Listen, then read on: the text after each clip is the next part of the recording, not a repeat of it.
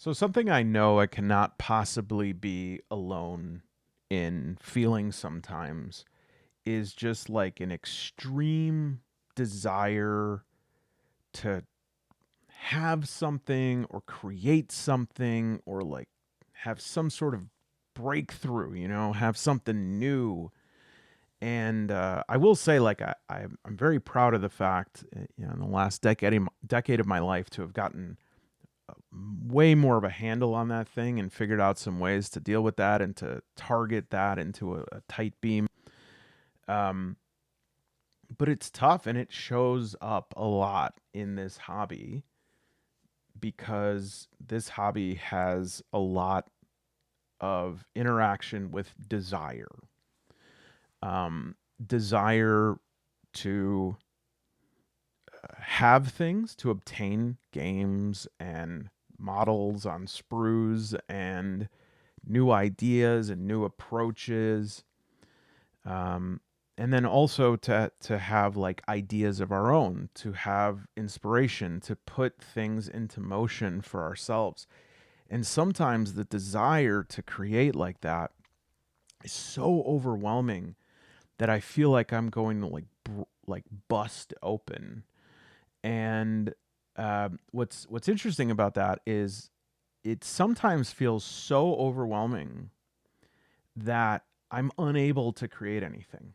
Like I am so overwhelmed by that desire to print out um my ideas into the world that like the printer jams and I can't do it. And I think that the notion of desire, which is what I want to talk about in this video, I want to talk about desire. I want to talk about uh, how that can get us into some trouble, especially in this hobby, as well as how we can channel that into self improvement. I also want to talk about how I think we have uh, lost our way regarding self improvement in a lot of ways. And no, it's not these damn kids. I think we've sort of lost our way since about the early 18th century, and I could talk about that a little bit. The importance of having a discipline practice, a uh, and some new, or at least maybe just different than the things I usually see and roll my eyes at, of like it's not about the destination, it's about the journey. So like I want to try a different approach with that, more aligned to the approach that I have found very useful.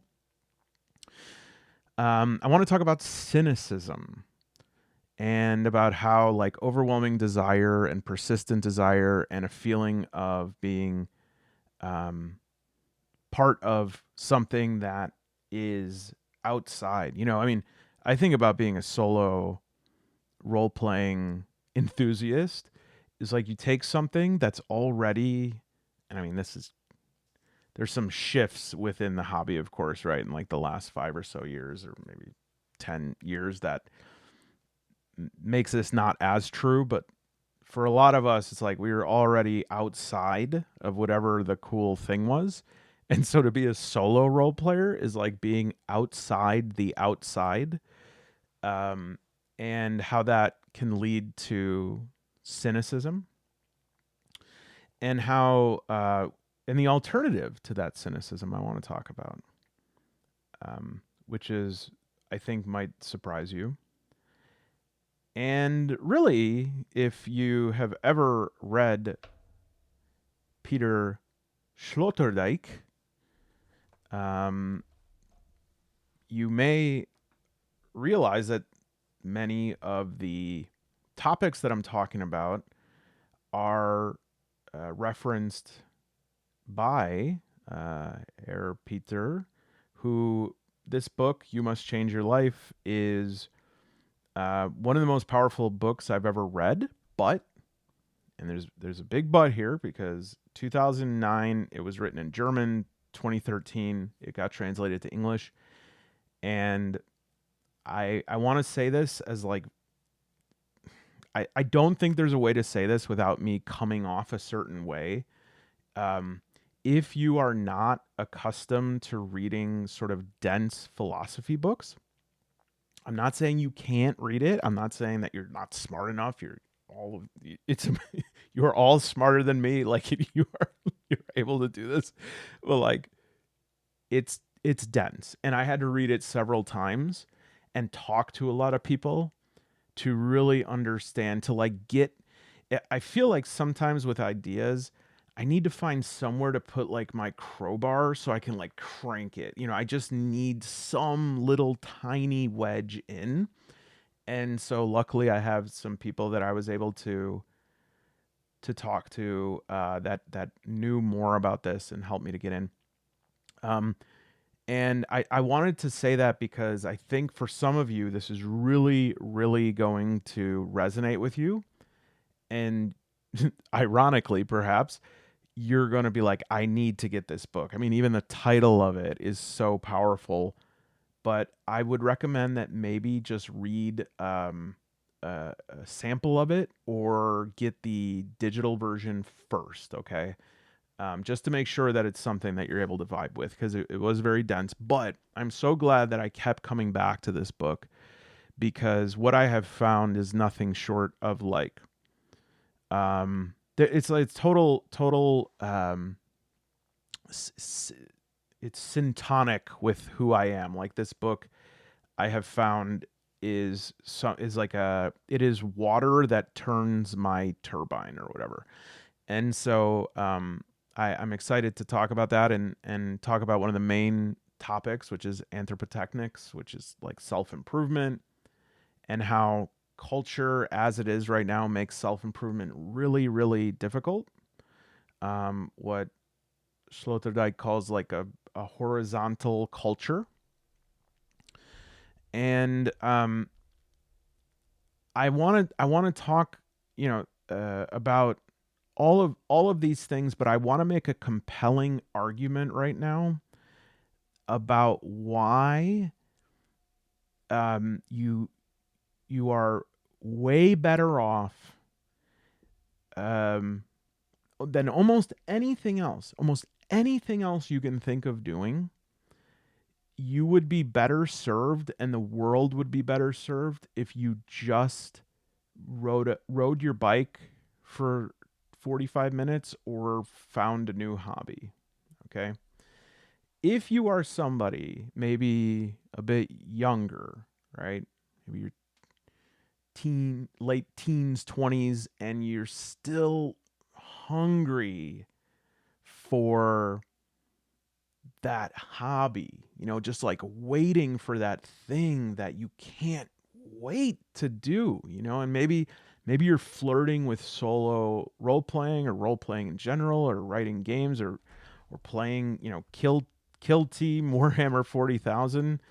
I'm going to try to put this together, but I have a feeling that I'm going to stop for like long periods of time because I imagine I can do both these at the same time, and I don't think I'll be very successful. But if you're a person who is like really in that phase of just desperately wanting something that excites you and gives you a thrill and is like just that thing, um, I just want to slot in before I get to slot Turdijk.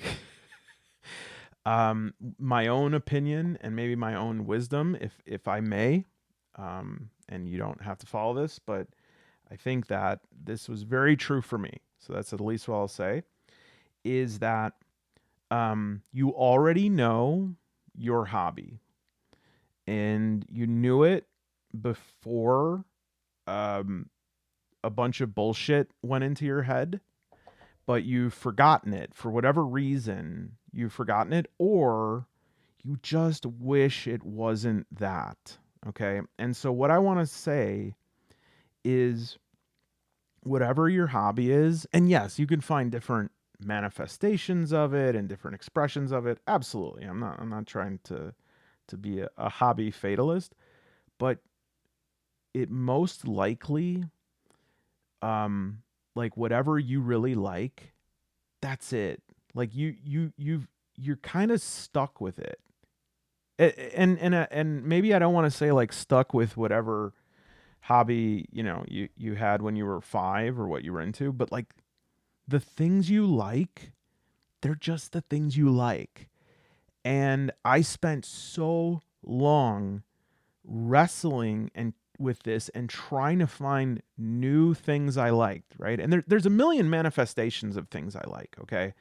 But the core things that I like are very simple, and I like them since I was 5. And so I think if there's any sort of exercise to be drawn from that, it's like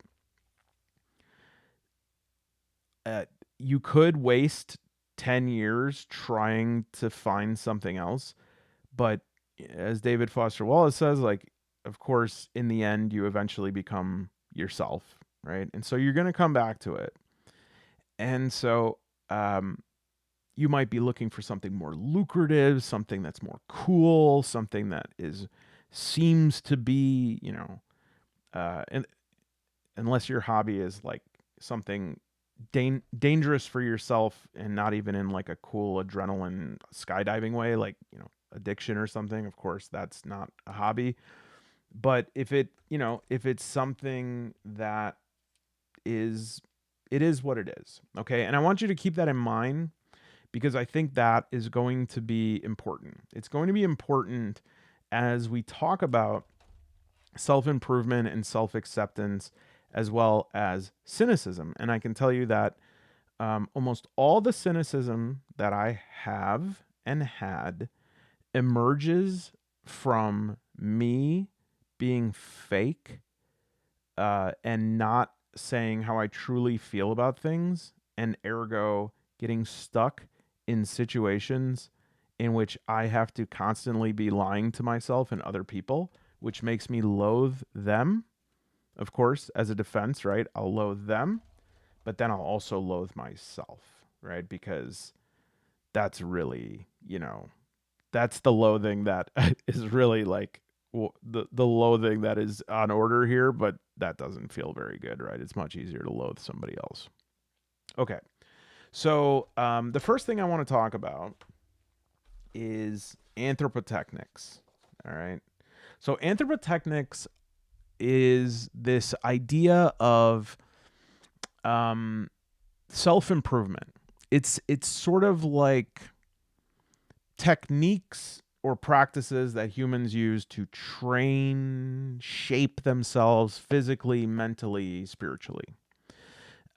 So for Sloterdijk, like everything, prayer, philosophy, psychotherapy, weightlifting, Buddhist meditation, political activism, these are all forms of self design. They are how humans attempt to surpass themselves. All right. He sees religion as anthropotechnic, a way that people train their inner lives. Okay. And this is something that is really uh, powerful for me to realize as well, is that he's like, this is always happening, this training regimen. All right. And if you don't actively participate in the training regimen, other training regimens are going to happen in its place. So for instance, like if you're like, "Oh, no. I don't have anything like this. I don't have a training regimen." If you like endlessly scroll through TikTok, that is an anthropotechnic. That is like your training. So you are training yourself, and that is the skill that you are building, right? Because if you don't do one thing, if we use this definition of like this disciplined practice, then I mean honestly, I think some people actually like admit to this sometimes. I used to know somebody she would very often brag that she was excellent at finding things out about people on Google. And I was like, I don't doubt it. Like I think some like using these Boolean search terms and stuff like this probably was like something that she was very good at. Okay. And and the reason that this stuff is training is because by design, we humans are incomplete. Training ourselves is what we do. We are incomplete by design, and so we must train. There is no human life without discipline, and in terms of like using discipline as a disciplined regular practice. Just like there's no art without form, there's no flight without wings. We're not static. We're always transforming. And that's either through a chosen discipline or a default discipline. Okay. And he would also say that the default discipline that people fall into is culture. All right. And so culture is, it's not necessarily like seductive. It's not like, come on, forget about that other stuff. Like that embodies it too much. It's very soulless, right? It's just like a machine, like a Rube Goldberg machine that's just kind of, popping out different things, and it looks a lot like structure. Culture looks like it knows what it's talking about, you know? Um, and so because of that, it seems trustworthy. Like, oh, these newspapers, they tell me this. These magazines recommend this. There must be some sort of elaborate system here at work. We fall into that because, not because of don't even think about anything beyond this world right now. We don't have to get into our destiny, we'll talk about that, but all we need to know right now is that we just do this by default. Okay. This is what existential like need is. All right. And so if we do not actively train ourselves, we are passively trained, often by a toxic culture or passive consumption. All right. Um, and so like Nietzsche, the quote is, uh, man is something that has to be, or man is something that should be overcome, right? So this idea that like our base human nature is defaulting us towards this toxic cesspool, right? Um, Sloterdijk agrees, but in part, but disagrees with Nietzsche into that, like, Nietzsche believed that only certain people who were Ubermensch or Supermen, the strong, rare individual, is one that can overcome these tendencies. And Sloterdijk is like, maybe some people are exceptionally good at it, but he wanted to like democratize it. Everybody can have a practice. Everybody, everyone should be invited. And if we can get everyone to do this across religions, across geography, across secular people, religious people, everyone can be involved in this practice of self-improvement, not to necessarily overcome our human tendencies, but to redirect them to areas that are life-giving, productive, that lead to us thriving. Okay. So that's anthropotechnics. All right. And if you're like, I don't know. I don't know if I understand anything. Just hang on a little bit longer. And if you still don't get it, I'd say after number 2, then we'll talk about the next video. I promise it'll be really cool. All right. So the next thing that I want to tie into this is this idea of vertical tension. All right. And vertical tension is something that he believed that it was really important for there to be a verticality to what we do. All right. Because, again, not because it is morally right. It's not because he says this is how it ought to be. He says because this is naturally what humans are, is that we are constantly somewhere between like where we started and who we want to become. That is who we are. We are at this halfway point between um, what we sprouted as and what we want to become. That's like the innate human tendency is to become, right? That is what is most interesting. I mean, think about it. Like the idea, adults always ask each other, like, "What do you do? What's your profession?" And I know that that's something that we lampoon a lot, but it also is this default question because we define ourselves by our functionality. All right.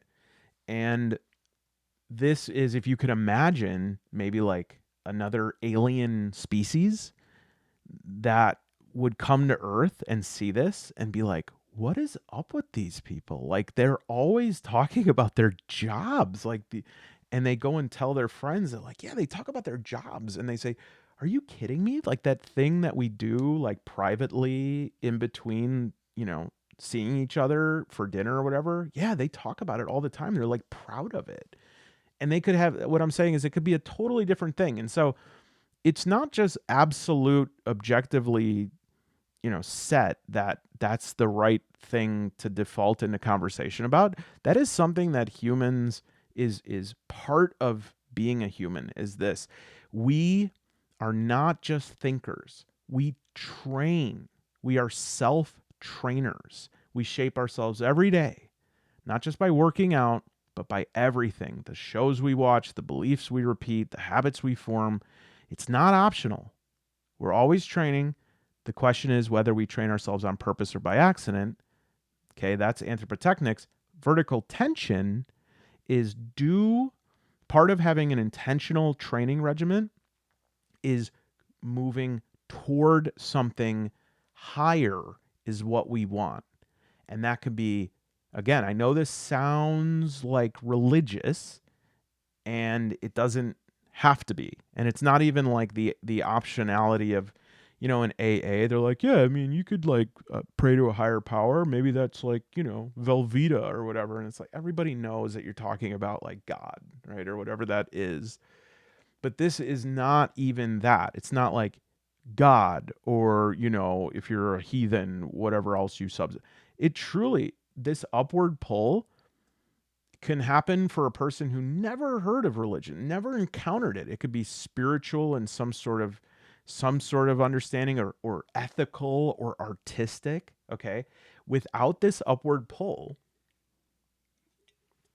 we collapse. That is like the shape of us. Okay. It is the shape of us. It's kind of like a bubble. You know how like a bubble is this perfect thing, and there's this stuff called surfactant, and surfactant is on the outer shell of the alveoli in our lungs. It's like this network of this, I guess it's like chemical. Yeah, it's a chemical on the outer part of the alveoli. And the alveoli are the part of the lungs that the air goes into. And then it's so thin that the blood is transiting just on the other side, and the oxygen can pass through there and go into the blood and can bind to the heme group, the iron in there, and then it's oxygenated blood, right? And so this this surfactant is what allows these alveoli to stay like blown up like a bubble, because without it, it just crumps. Okay. And so we have to have this surfactant of this upward movement, or else we collapse. All right. Um, and it just has to be to something more. All right. It has to just be to something greater. So, little bit of a detour, but not really. One of the best stories in this book, and if you do get this book, even if you get it and you're like, oh, rats, I should have listened to Man Alone and not purchased this. But if you do get it, regardless of like how much time you've spent reading stuff like this, there's a story that has the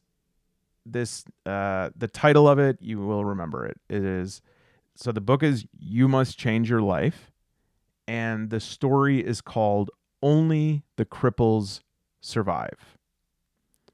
All right. And now I know that sounds quite crass, but the story in it is, I think in turns, it is only cripples will survive. Yeah, it's like the third one here. All right. And it is one of the most inspiring and troubling stories I've ever read. All right. It's about this real dude. His name was Carl Unthen. And he was born in the 1800s and he had no arms. And he trained himself from childhood to play violin with his feet. All right. And so at first he got like hired as part of, a freak show or whatever they had back then. And the thing was, though, is he wasn't messing around. He didn't want to like do this as a gimmick. He's like, I want to be an amazing violinist. Okay. But no matter what, he would practice every day, all the time. He didn't want to be a curiosity. He wanted to be taken seriously. And so he would go and they would introduce him and he would play his heart out and he would play like amazingly. They would talk about, some violinists, like professional violinists would be like, oh my God, this guy's better than me. And he just play with his feet. And yet after the show, he would be on cloud nine. And then the first person, I can't believe you're able to do that. That's so brave. You're so talented. And he was like, well, you know what? They still see me for my disability. I guess I just got to keep practicing. And so he kept going and he got better and better. And he started performing on bigger stages. And then he couldn't, he was super good. And then after the show, that was so inspiring. You're incredible. What an inspiration. And he was just like, stop talking about that. Like, how do you think I played violin? And the tragedy of this story is he was never able to be seen that way. In fact, he got so frustrated that at a certain point he started playing trumpet to see if that would do it with like his feet, his toes on the trumpet. He then learned to fire a rifle and was like a ranked marksman with his feet. And yet he couldn't escape it. They always saw the man with no arms. And his entire ability was flattened by something else that we're not going to talk about in this video, but does play into it, which is his identity. His identity flattened his ability. All right. He was stuck on this horizontal flat level of his identity. All right. So when Sloterdijk, the title Only Cripples Will Survive, he's not making a statement about literal disability. The example is of that to reflect this thing that is actually quite symbolic and existential. All right. It is that we are all of us cripples. Okay. In the sense of this, only cripples will survive. It's not about that. It's about the fact that we are all crippled by this lack. We are all spiritually crippled and we are incomplete. And we are in some way spiritually or psychologically maimed. And this this self-discipline of like Carl Unthen tried to overcome incredible odds with this relentless disciplined practice. And he says like Sloterdijk calls this acrobatic. He says this is acrobatics when somebody is able to transform their limits into strength. All right. This is the core message of this book. You must change your life. Life demands transformation. You have to change. You have to train. Even if you think you're whole, you have to train as though you're broken.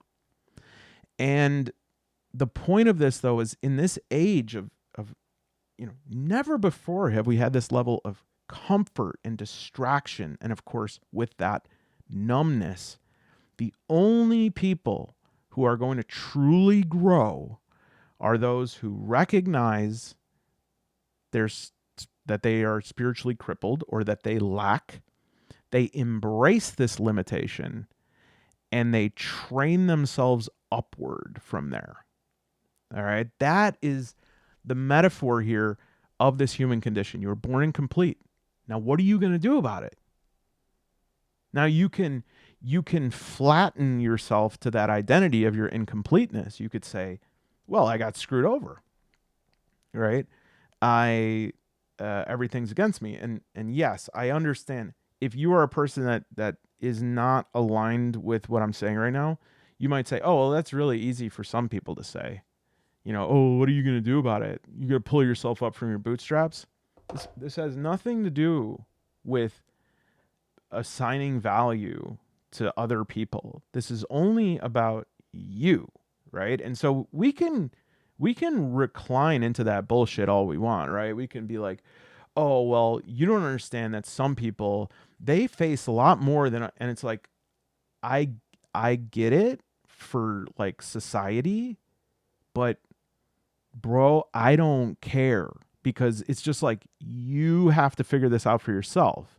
And so if you are going to like do that, good luck because your life is going to be flat. You're only ever going to be that recursive complaint. All right? If that's what you're going to do about it, then you have reclined into this passive default culture that is like, no, no, no, we'll take care of you. You don't need to improve. We'll just like give you clever things to say and logical constructs, and then that will work for you just fine. If you really believe that, give it a shot. Let me know after we both die how it went. But I'm guessing that on one's deathbed, it's pretty unlikely that a person's going to be like, yeah, I definitely made some great excuses for myself. Those were top notch. All right, so it's inspiring, but it's tragic, right? Because Unthan reaches this level that should, by merit, free him from pity or spectacle, but he's never seen his whole.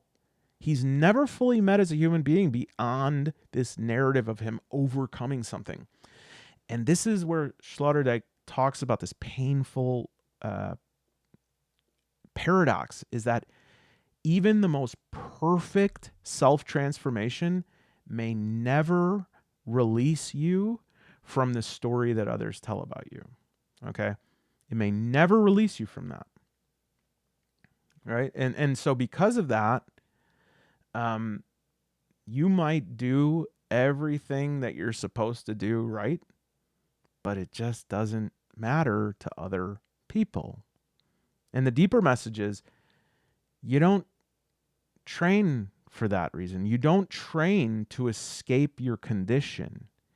You train to honor it, to outgrow the gaze and approval of others. Even if they never change, you have. And so, yeah, they might never see you.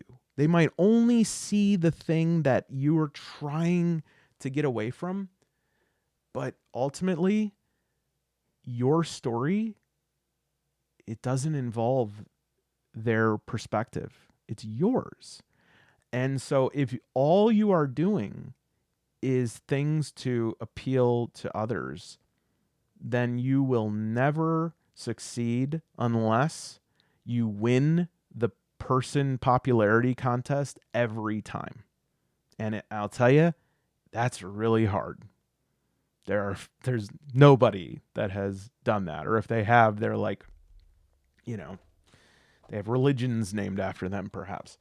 And so this is a very personal thing. This is a very personal thing. And this is what I would say before I hit number 3 here. This is why I said what I said about your hobbies. Do you know what my hobbies were when I was little? I loved making teams of things that each had a different trait. I love the Power Rangers. I love the Ninja Turtles, right? If there was like a superhero show or something where everyone didn't have their own thing, I hated it. I loved Captain Planet, but if there was a superhero team that was just like, all of us are strong and fast, boring. Super boring. And I hated comic book heroes that were just superlatives. I did grow to love Superman. If you want to love the character of Superman, go ahead and read a comic called it's either What's So Important or What's So Good About Truth, Justice, and the American Way. But I did learn to love some of these characters, but my sort of default position is that I prefer them to have a super idiosyncratic power. And so I love that. That's the thing that I was super interested in. Greek mythology, I read everything I could. I was reading Edith Hamilton when I was like 6. And I'm not saying Edith Hamilton is difficult. In fact, really good, really accessible writer. But for 6, that showed a hunger in me, because usually people don't read Edith Hamilton until high school, but I had run out of the kids stuff. And I just loved that all these gods had their separate thing. Well, what the hell do you do with that? How am I supposed to make that into an adult hobby? Unacceptable. And so what did I do? I tried to morph my hobby into something acceptable. And you know what was so damn frustrating is, like, even when I was trying my best to get everyone to like and approve of me, there were still some people that didn't. How galling is that? You're trying, you little spineless little twit, you're trying you're trying to please everybody. Can't they see that you're just their own personal bootlicker, and yet they're still not nice to you? What in the hell? Right? And so it took, over a decade of just being like disappointed over and over and over again, because they're why the hell would these people care? As if they owed me something, right? But it took me so many disappointments to finally be like, okay, maybe let's go back to that thing that I liked, that I've always liked. And then I study. I wish I could have studied this in college. I went back and started getting into sci-fi and fantasy. Warhammer 40K, all these different legions. They each have their own thing. All the Primarchs are different. Tabletop role-playing. There's the rogue and there's the wizard and all these. There's all these parts that are unique, right? And they each have their own weapons. They each have their own armor. Well, what do you do with that? You just keep going until you're doing the thing you love the most in the field of the thing you love the most. And so I love making videos and discussing ideas, and I love this sort of abundance of different options for characters and weapons and these configurations. And voila, I have this channel. My job is related to another thing that I really, really enjoy doing, which is sort of, talk about that some other time, but essentially like decoding what people mean when they say one thing and what does another thing mean. So yeah, you're not training to escape your condition. You're not training to appease others. You're training to train, because you are a human. We train. We want mastery. That is what we do. Okay.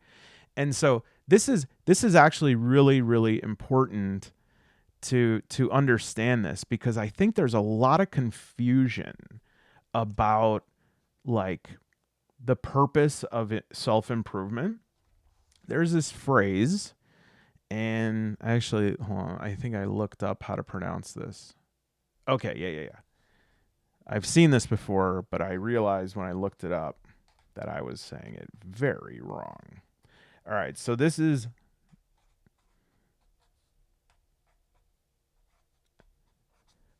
Mothane Pothane. All right, Mothane Pothane, I think it's Greek. I don't know, I can look that up later. Okay, so yeah, This means manthenein is to learn. Yes, this is Greek. And pathein is the same word, means to suffer or to undergo. All right. So mathein, pathein is suffering to learn. In other words, you go through something painful, you learn a lesson. You are deprived of something, and that deprivation teaches you to do something. The way that we understand learning and education, even very, very sharp people who try to disseminate things about what Aristotle would have thought about our current education, all that, there is still this lack of recognition that our concept of education has been this way for a very, very short time. Because mathane, pathane used to be the way of the world, which is wisdom is forged through pain. It requires ordeal. All right. And it is Aeschylus. This was like one of the core Greek tragedy ideas, is that real transformation requires an ordeal. The Enlightenment was like, well, what if we like mass produce this? What if instead of trying to convince everybody that like, hey, you got to kind of suffer for a while to like learn stuff, what if we just kind of, you know, make everyone go to school and like uh I'm not saying there wasn't school before this, but this is like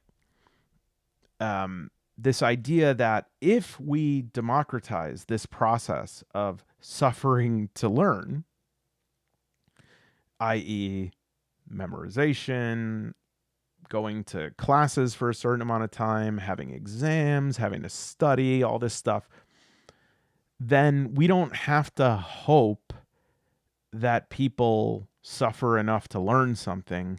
We can mass produce this because the Enlightenment had two main ideas. One of them being that more freedom was equal to more happiness, and that more knowledge, learning, education was equal to more happiness. All right. And I think it's important for me to say, and I don't know if I'm the first person that is going to be in your life that has a definitive opinion on the Enlightenment, but I think this is wrong.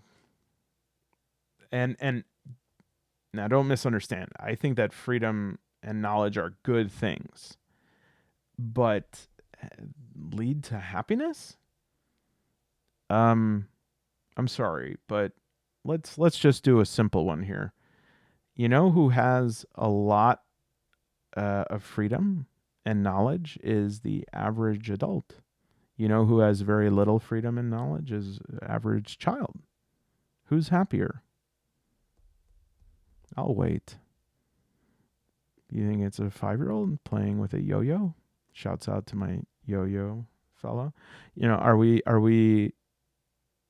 sure? Right? Or how about all of those people with doctorates? How we feeling? Just zesty, alive, full of vim and vigor and joy? I think that this premise was the main premise of the Enlightenment, that because this had to be true, like the whole sale of this meant that this had to be true, that really this became the default belief of everything that we do. It is the default belief that many of us have. Yeah, the reason that we learn is because either because freedom and knowledge will lead to more happiness, or because knowledge will give you more options, i.e., more freedom. You'll be able to get more jobs. You'll be able to market yourself. You'll be able to find different ways to be productive. And that productivity will get you money. And then you'll have even more freedom. And it's all because of your knowledge. And look, now you're happy. And also, money is the root of all evil. Nope, nope, nope. Can't say that because the money comes from freedom and knowledge. So, wow, you know what else came with this then was that money and productivity, those, we can't break the analogy now. Those also have to be good. So now we're trapped in this sort of vault of meaning that we've created where anything that leads to freedom and knowledge is good and makes happiness, and anything not of those is make sad. All right. Everyone in the world who lives in any sort of economic or governmental organization that is not democratic capital is miserable. Don't you know? Now, I'm not making an argument for communism or anything like that, so that I don't care about that conversation. What I'm saying, though, and what I think most of you would agree to, is this is simply not always true. I'm not even sure it's often true. Again, good things to have. All right. And so this idea of this mathane pathane, you learn through suffering. The Enlightenment, Sloterdijk says, tries to make this collective. Let's get all of humanity to go through a learning ordeal, right? This ordeal. And in fact, at different intervals, we'll make like ceremonies out of it because they are not, and they'll put a tassel on the other side of their head because they have suffered and now they are free. Okay. When this happens and you have people going through this shared ordeal, one of the negative side effects of this is a flattening of experiences. No longer was this an individual sort of experience where you didn't have money, you had to learn a skill. You feel bad all the time, you need to like learn some ways to make yourself feel better. Is you have people who are dependent on systems and institutions for direction, structure, and meaning. And without those things, they are quite lost. And on top of that, because they are very dependent on those structures, to defy those structures will leave them in a really bad place. And so there tends to be a flattening of ideology. And this is not just like political ideology, it's also ideology of like, this is what is good, this is what is not, right? And these ideologies become so entrenched that we start to think like that opinions are just true. And so this is the safety net of culture. This is what happens when you do not intentionally create a disciplined craft for yourself. You default to these very convenient safety nets that will say, hey, look, you're trying to learn something. You got to learn something. Come over here. I'll put you through this process. And, oh, it's not enough anymore? All right. Well, now everybody needs a college degree. That's not enough? Okay. Everyone needs a master's degree now. That's still not enough? Okay. Everyone needs a doctorate now. And yeah, you have to have these. And also they cost money. And so you have to do well every step of the way, right? So I'm not trying to be an asshole or anything here. I'm just trying to explain the process of how this can lead to a flattening that becomes very horizontal. And Sloterdijk would say that this horizontality leads to these flattening value systems where, because nothing strives for the sublime, the beautiful, the transcendent, since everything is pretty much on the same level, we start to have a very nihilistic moral relativism. And I think this is happening widespread right now in a very interesting way, is that this word used to be an operative social word. This used to be the one that was the coin of the realm, and it has been replaced with valid. All right. And so etymologically, they're both valere, like Latin, right? Val is strong, to be vital, to be well, to be worth something. All right. And so this has in Latin all these words: strength, worth, power, health, all of these things. They're like derived from validus, this Latin strong, powerful, or the valere, to be strong, I guess in the infinitive. And now that can valid means like logically sound, legally binding, well grounded. When we say something's valid, we mean it stands on its own two legs. Value is worth or price. It also comes from valere. When we talk about value now, we're referring to something that is worth. It is strong in meaning. It's important to uphold. Now notice the difference there. Value is something that is strong. It's valuable. It's worth. It's important. It is important for us to pursue this. And valid is, this checks out. This is okay. It is logically sound. It is legally binding. It is sufficient. Valid is about the strength of a structure, logic, law, argumentation, syllogisms. Value is meaning, worth, ethics, art, and even identity. And so when it changes from valuable art to valid art, that's when we start getting the dog shit that we have now. And that if you call it dog shit, you are something like an idiot or a rube or something like that, because you just don't see that there are all kinds of things that are good. And if somebody thought of it, if it came from this wiry bundle of flesh in someone's head, then it is valid. And because everything is flat, everything is equal.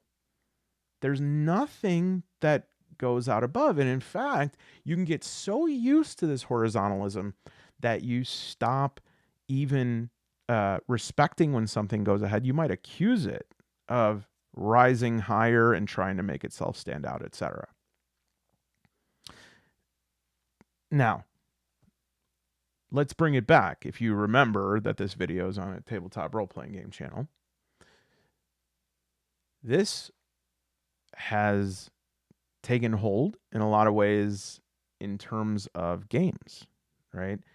It is very difficult for us to differentiate whether something is good or bad. And in fact, it is so difficult sometimes that we are afraid to say that something is not good, because why isn't it good? It's just like everybody else. They made people printed out these words on these pages, and why can't that be as good as anybody else who writes words on pages? It's all horizontal. It's all about taste. So unless you are measuring the circumference of different parts of a person's body, you are valid. And therefore, you are allowed to be the same price as everyone else. and the same rating and the same level of respect. And because I've talked about mimetic desire before, if somebody wants something, another person will want it too, and another person will want it as well. And we find ourselves in this flurry of desire, this object of desire. Now, I waited until 55 minutes in to tell you this, because if I said it any sooner, it would get demonetized. But I think that this is, it's a little bit gross. It's not gross. It's not like graphic or anything, but it's not something I usually want to talk about on this channel. But I think it illustrates the paradox of desire so much. And Zizek tells this story that I think about this all the time, is that there, I don't know how he knows this guy. Zizek has some weird friends. But he has a friend who is a director for adult films. And he said one of his male talents could not perform. He could not rise to the occasion. And there were, the film footage costs money, and I'm sure it's not like Tommy Wiseau funding it with $2 million of digital footage. And so they're like, hey man, we need to do this, right? And so there's probably a lot of pressure. And in order to, the male talent got so stressed out that he said, all right, just stop for a second. I can perform. I just need to do something. And he went off camera and looked up an adult film, and he watched it on the screen. And that made him excited enough to complete the actual scene of an adult film. He had to go look at an object of desire to actually participate successfully in the creation of that thing. All right. Now, I bring this up because it is fundamentally, like, sexual energy, libido is the most fundamental desire, right? It is the most fundamental want. It is totally escapes our control, right? There is no way that you can ever stop being attracted to what you're attracted to. Now, you can definitely change how you act about that. And this doesn't mean just because you want something, you get it, or that somebody, of course not. But if something is exciting to somebody, it's exciting. And that's at the most fundamental level of that. And the idea of this thing was the only thing that can excite this person enough to do it. I mean, just think about that for a second. I think about Kickstarter.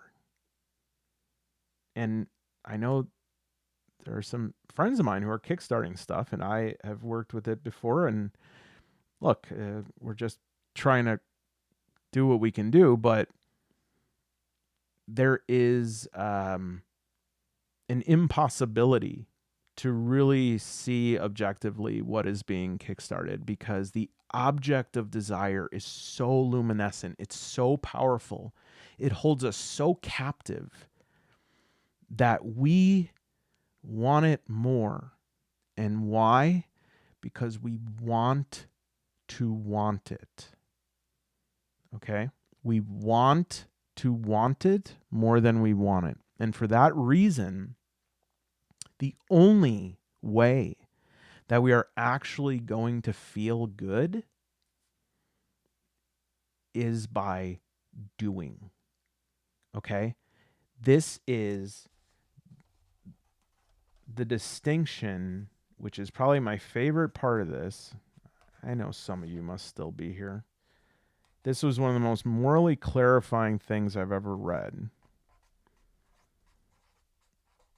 Cynicism versus kynicism. So he has this word kynicism, which is an elision of cynicism plus kinesis or kinetics, which is movement. right? And because of this sort of horizontal flattening, this lack of value, everything seems equally desirable. There is a ennui, this feeling of just meaninglessness.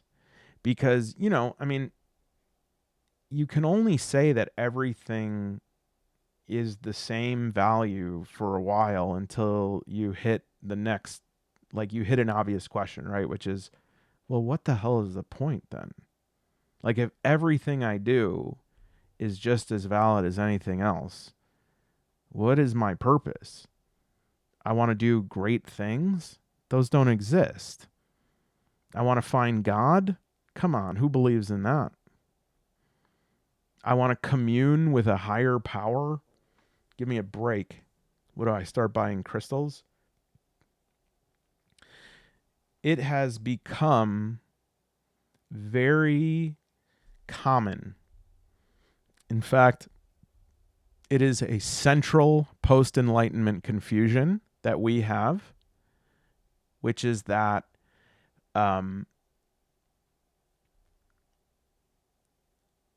truth has been privatized.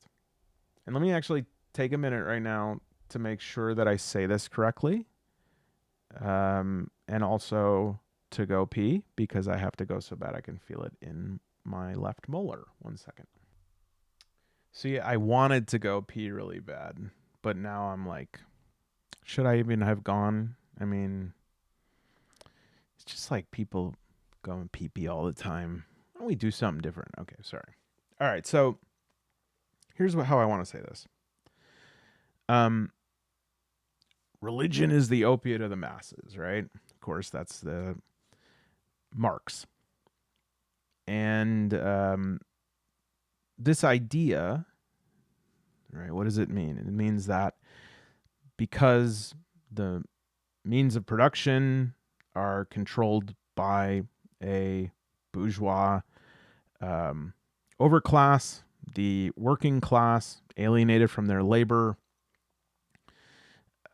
does not have the inherent connection.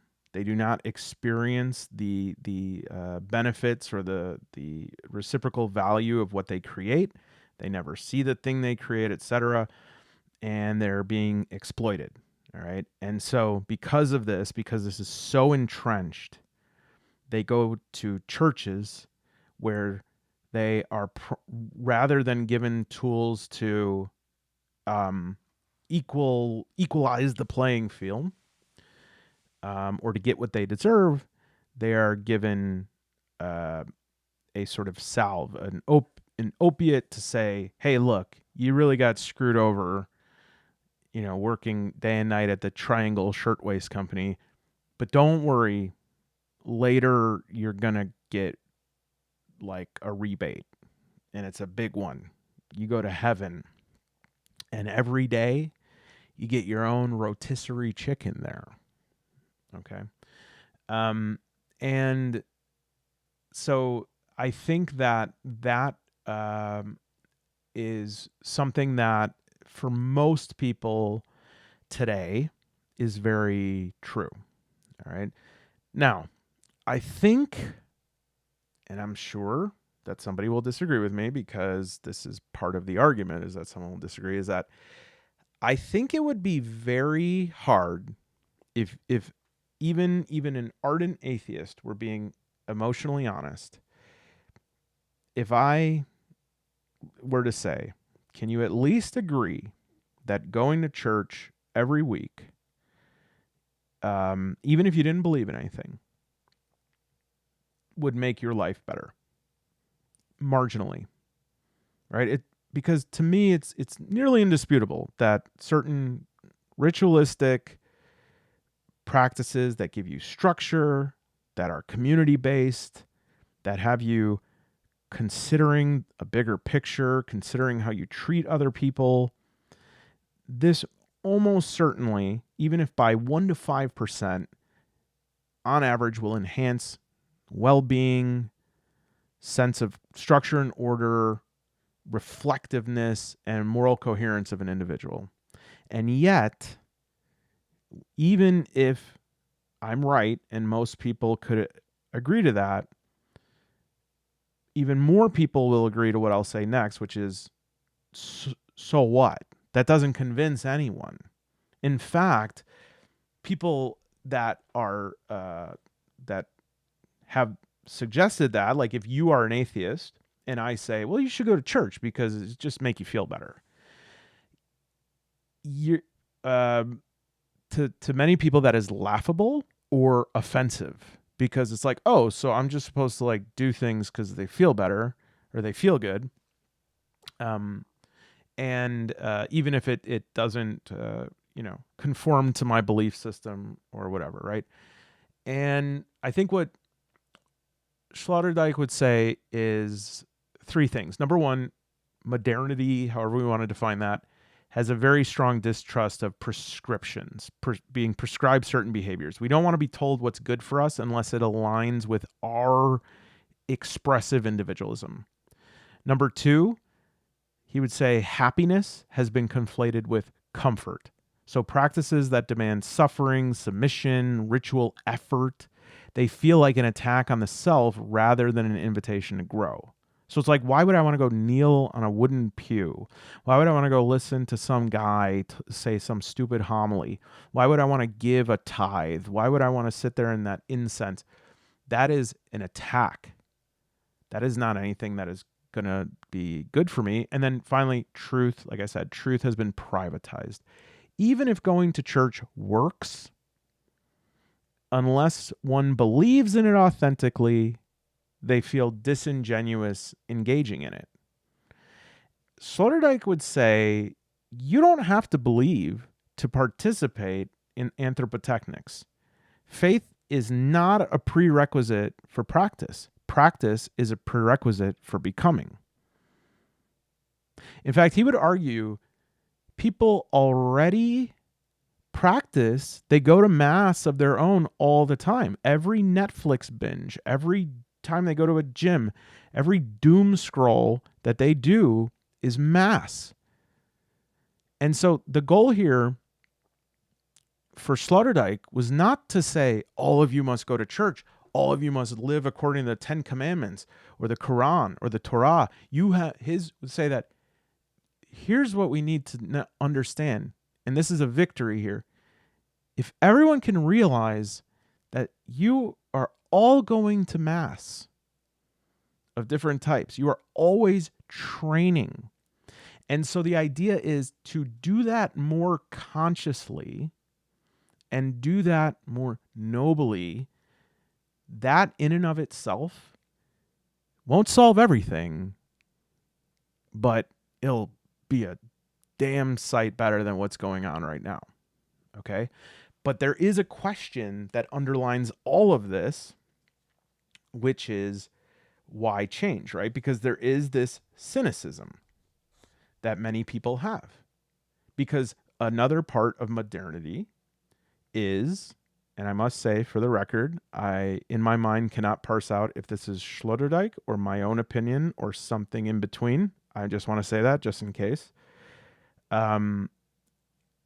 Modernity is post-enlightenment, has an emphasis on seeing things from a lens of systems. If we can understand that individuals are the prime agents or the prime concern of like civic life, yes, but at the same time, things happen not because of individual bad people, but because the systems are warped in a way that make bad outcomes more likely.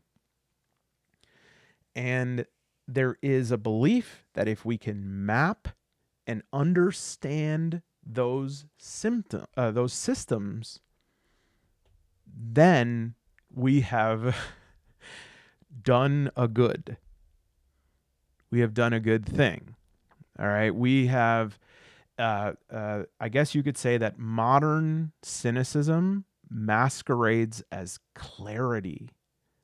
I'm seeing through the illusion. I see things how they actually are.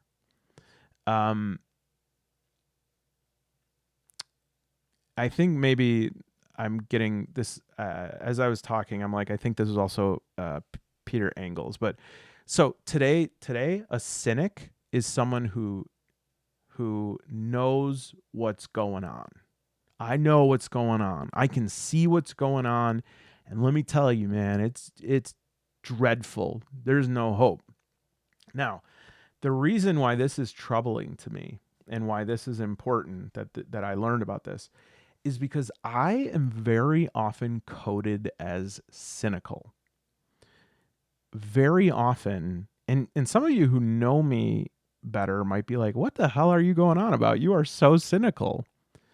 And that's always really bothered me because I cannot figure out a way to express myself and my beliefs about the world without being sort of lumped in with the resigned cynic. All right. Um, but the difference is in this. Yes, the cynic sees what's going on. They see all the intricate systems and all the piping that goes into it and all the backed up plumbing and the desperation of it. And they say, you want to help somebody? Well, that's like throwing a packet of Kool-Aid into the Atlantic Ocean. You think it's going to turn it grape? But what I would say, and I think Sloterdijk and Peter Engels would agree, is that's great. You know what's going on and you know what you're doing and you know how you're participating in it. So what are you going to do? And they say, nothing. What do you mean nothing? You just said that the whole thing's messed up. It's all a mess. So how does that change you? Oh, well, it doesn't. I don't do anything differently. Okay? So not to sound like Jordan Peterson here or something, but what bloody use is it, right? Like what's the use of your cynicism then? What's the purpose of it? Oh, well, it helps me see things clearly. And once again, deathbed, boy, I'm so glad I always saw how shitty things were. Flatline, right? This is not what I believe. What I believe is riding your bike. I am not cynical, but kynical. And this is I do see these systems. I do recognize how difficult they are and how hopeless they are in a lot of situations, but I don't revel in disillusionment. It's a beginning. I see it as a beginning, not an endpoint. After Diogenes, but the kynic performs truth. I perform truth as much as I can, often if I can with a humor, and I try to be authentic, because all the way back here, right, if we think about it, and I don't know how, if I did a good enough job of sort of like making this point, but in order to even begin to grow or to in any way improve oneself, in any way make any sort of progress or even a single step forward, you have to first know the place that you are is fundamentally broken. Or let's not say broken, incomplete. And you have to admit to this incompleteness. You have to admit to the fact that there is something in you that wants more. You want to create something. You constantly feel like you're not producing like you're supposed to be. You have all these great ideas and you can't write a damn book. You have such amazing images in your head and you can't draw them. You want to create a movie, but you just don't know how to use the software. This urgency, this mad urgency that so many of us feel, it seems unintuitive, but sometimes the best place to start is to be like, yeah, I suck at it. I suck at that. Right? And this is the only thing that can beat us into the humility necessary to actually learn and change. But if we start from the point of, well, if I can't do something, it's because of the system. The system has made it so that I can't do it. Well, then that is transmuted into your form of prayer, your activity. Whenever you feel that anger, that urgency, you say your prayer. Well, I can't do it because of these outside forces. Amen.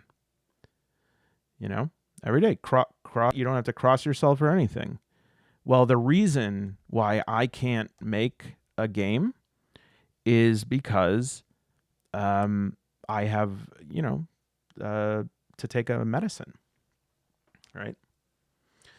And I'm not saying that that's not true. I mean, believe me, well, you don't have to, but BB knows. I understand what it's like to have to take a medicine to work.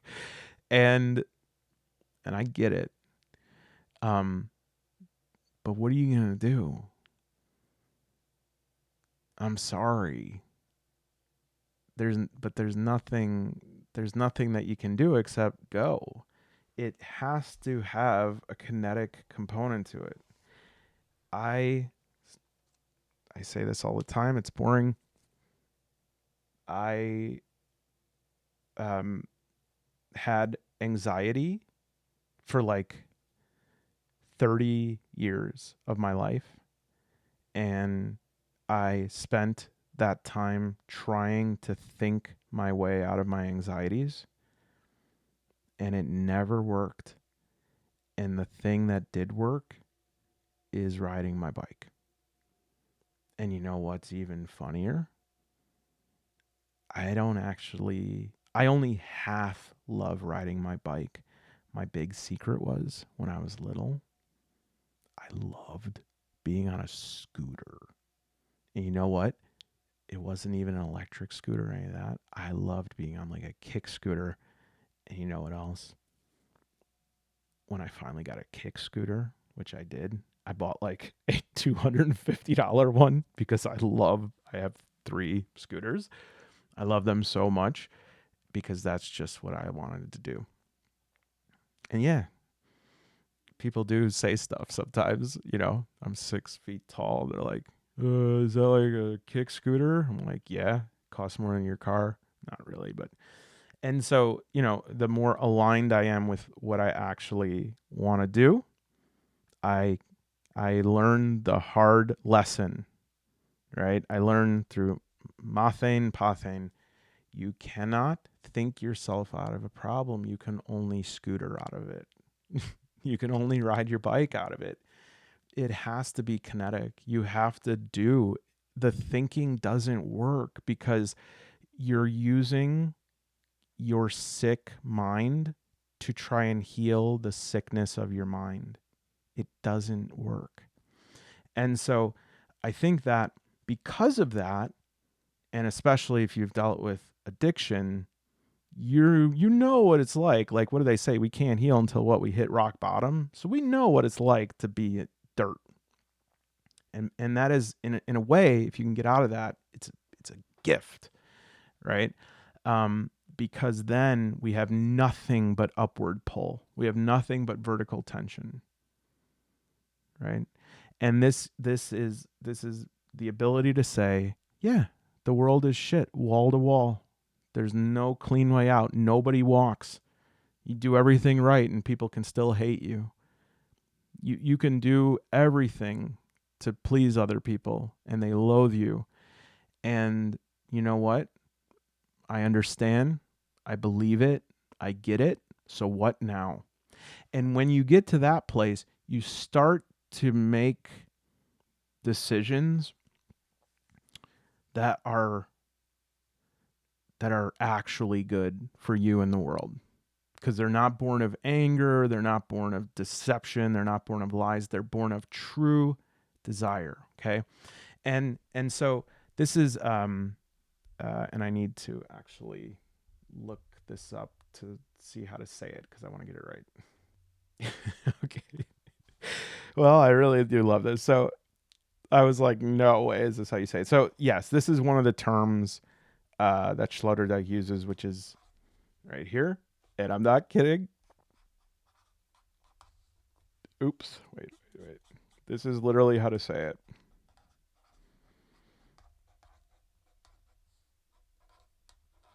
Askesis. Askesis. Given askesis. Okay, so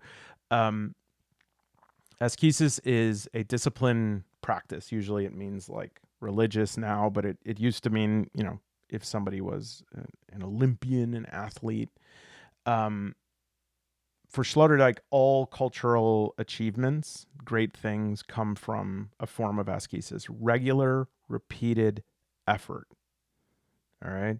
And so my Stoic fans that like to tell me to chill out in my comments all the time, Stoics, monks, athletes, samurai, anyone who devoted themselves to mastering life through their practice, that's ascesis. Philosophy is a form of ascesis, but you can't just think it.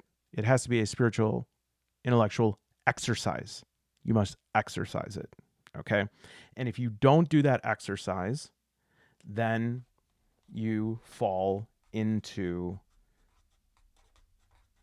the immunological paradigm and spheres. And I promise by this point, you're like, what does this have to do with RPGs? I get it. Maybe I kind of tricked you, but immunological paradigm is this basically it's what Sloterdijk would say is like, I talked about culture being that protection system. It's an immune system, but for human beings. You may have heard like the human defense system. Nick Land would say like these things, religion, philosophy, politics, ritual, they defend us from despair, existential vulnerability.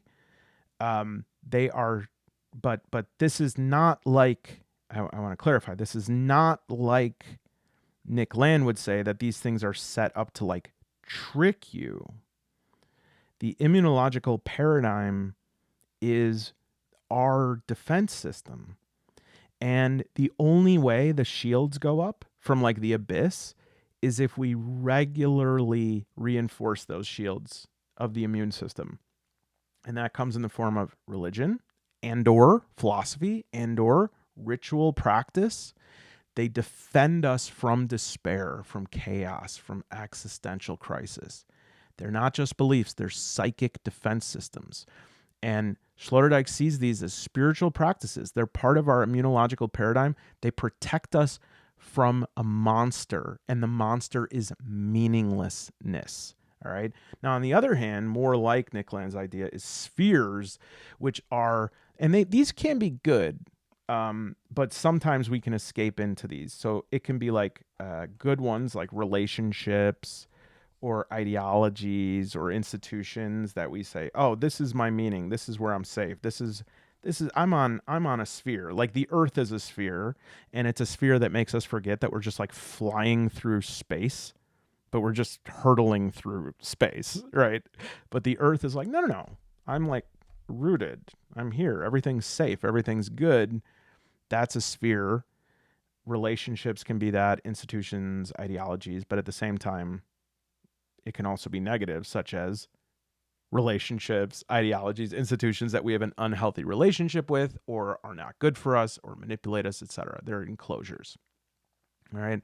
So he wrote another trilogy of books called Spheres that is not as included in You Must Change Your Life, but I just wanted to mention that along with the immunological paradigm.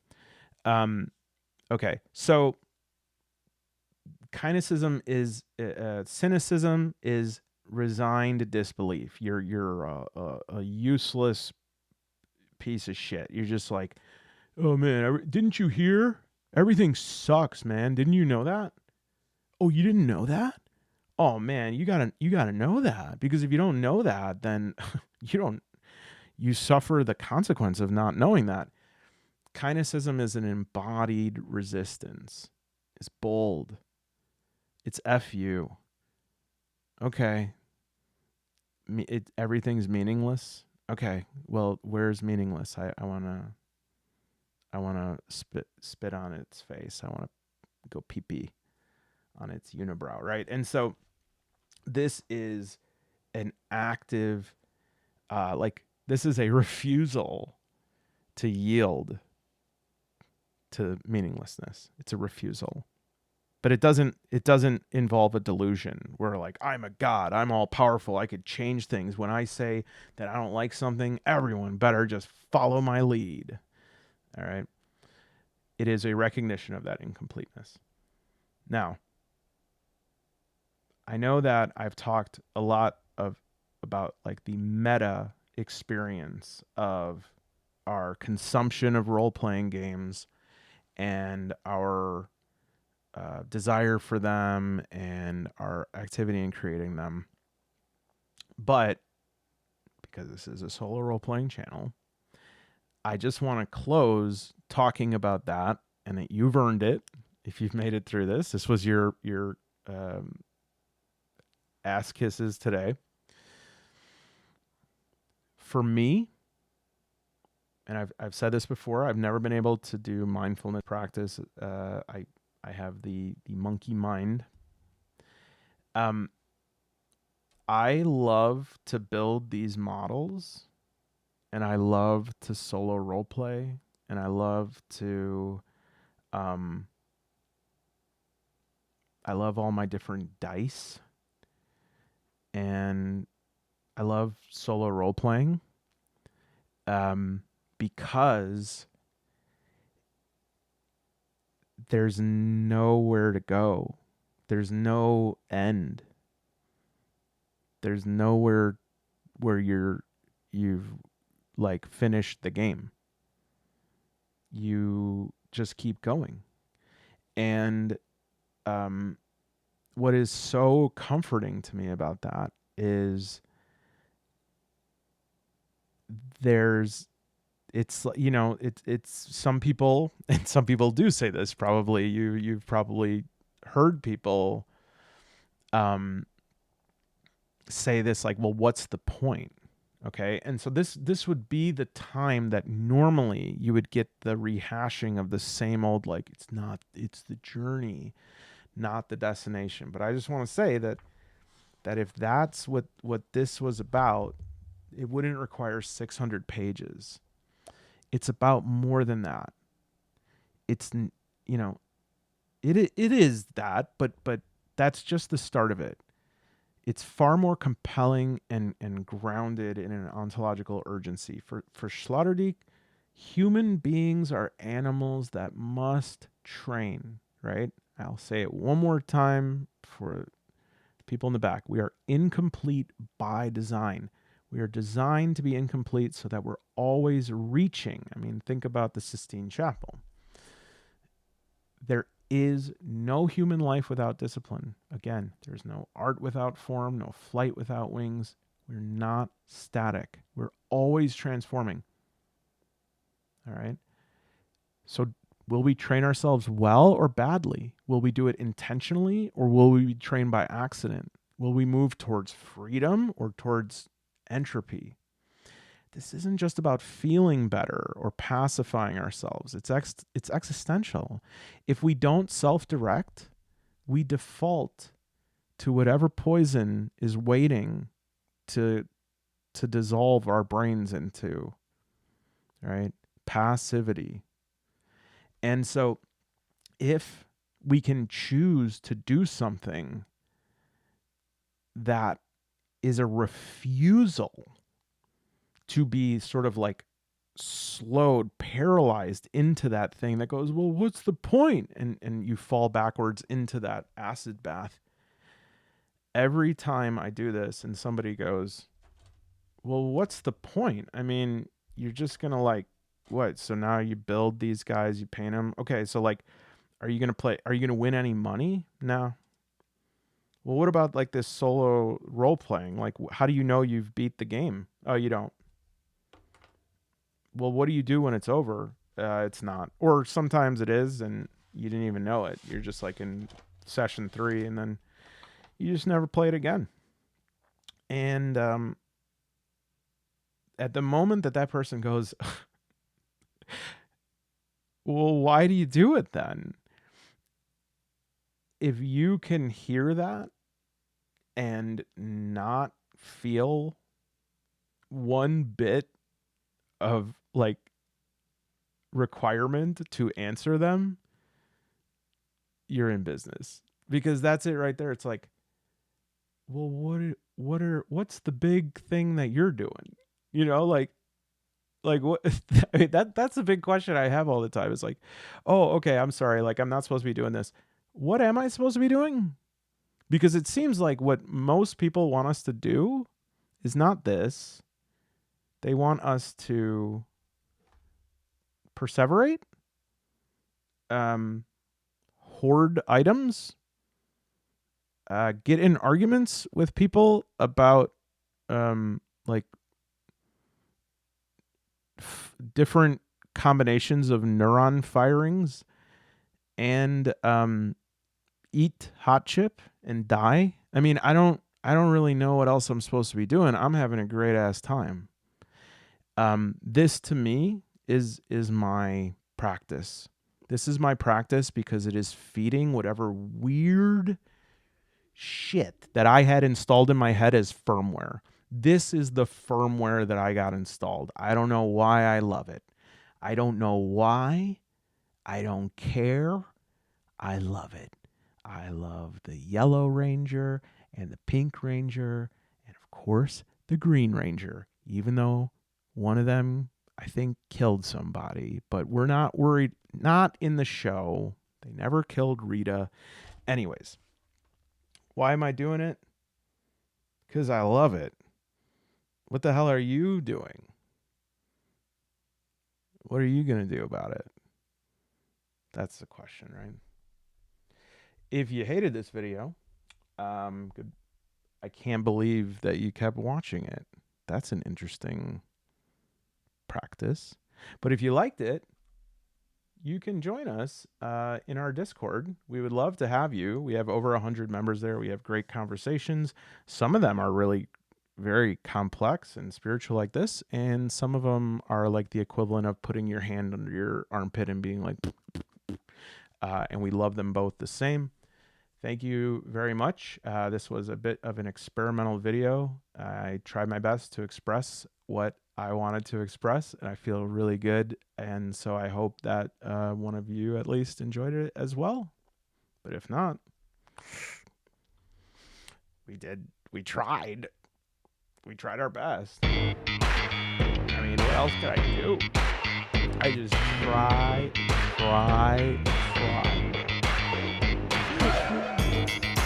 They never appreciate me. None of them. They're supposed to be my best friends. Look at all them. Oh, wait. Sorry.